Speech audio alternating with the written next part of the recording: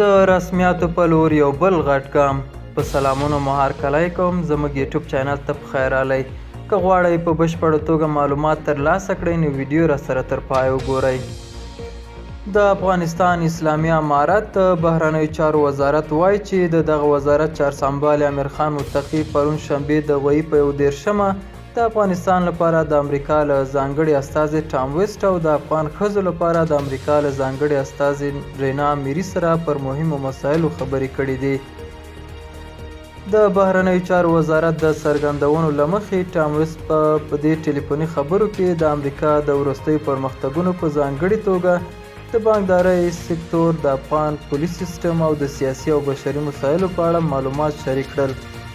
په همدې حال کې رینا میري د ښځو د تعلیم، کار او بشري حقونو په اړه خپلې اندېښنې او نظرونه شریک کړل او پر حکومت یې غږ وکړ چې په دې برخه کې اصلاحات راولي.